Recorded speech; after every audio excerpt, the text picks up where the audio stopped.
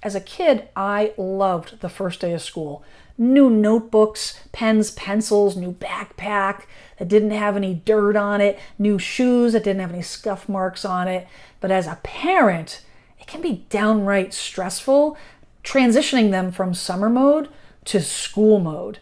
So in this episode, as a mom of 2 kids, I'm going to share 3 things that I've learned over the years to help ease that transition. Let's go.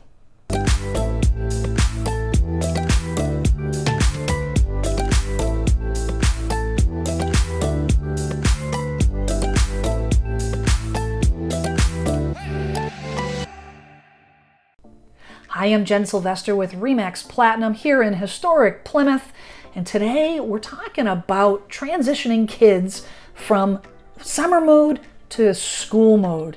As a mom of 2 girls, one now off in college, one getting ready for her first year at high school, I've kind of been through the gamut in getting these kids transitioned from summer mode to fall mode. So I thought I'd share a couple tips that I've learned as a severely type A person who likes lists and preparation.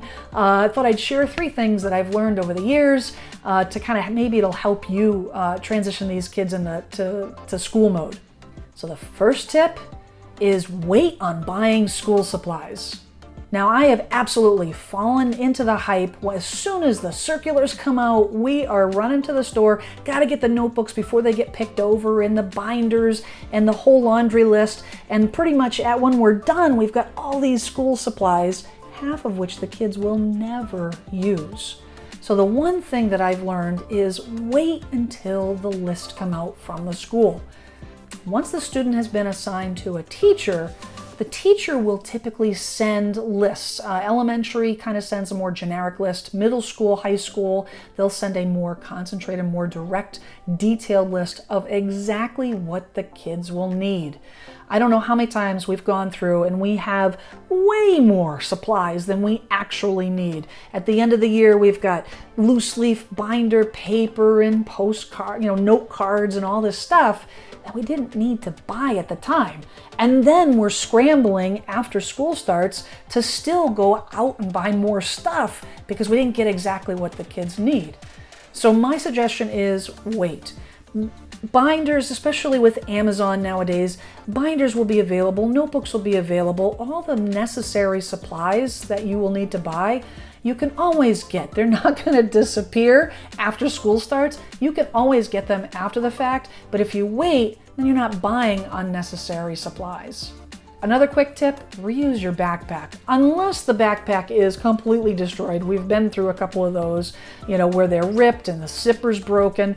Those you throw away, you buy a new one, but sometimes that backpack needs just a little bit of soap and water and it's good for another year. Tip number 2, don't buy new clothes. This is something that I absolutely fell into. New school year, new outfit, new shoes. No. If the kids need new shoes, then we wait till after the summer and then we buy the new shoes for them for the fall and winter. But other than that, just let them wear what they're already wearing. The same thing with clothes. Here in New England, the kids will be wearing shorts and short sleeves right until the end of September anyways, and then we're probably going to be out shopping for fall clothes sometime in September for the fall and the winter. So we're just going to wait. We're going to wait, let them wear what they have unless they've outgrown them. We've had a couple of years where it seems like they grow every 2-3 months. But if they need new clothes, fine, but don't buy new clothes for the sake of having that awesome first day of school outfit.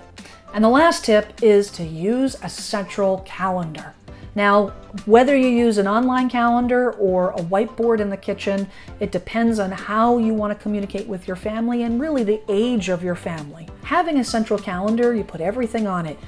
Kids' schedule, the sports schedule, the music schedule, the mom's schedule, something so that when the kids look at it, they know what their expectations are. And for the parents is probably the biggest thing. Who's going to drive who where? Having that central calendar and adds another level of communication within the household, which is a huge time saver and a stress reliever.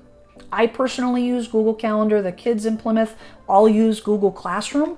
So my kids have grown up using that Google Calendar. And even with my daughter now off to college, she still has a dedicated calendar that she puts in there. So I even can track her academic classes, and I know where she's going and so forth. So I can kind of calculate when I can actually see the gaps in her schedule to know when I can call her to talk to her. But for my younger daughter, she has that calendar. I make sure that it's on my schedule and on her schedule for all her music practices and sports practices, and now we're both on the same page, as far as what the upcoming week looks like and where our time is allocated. So those are just 3 quick tips that I have learned over the years of having 2 kids, 2 school-age kids. Please let me know if you have any tips. I'd love to hear them. I'm always looking for ways of being more efficient with my time. And if you like this video, please subscribe. I post videos every Wednesday on real estate, community, and home tech. Thank you for watching, and we'll see you soon.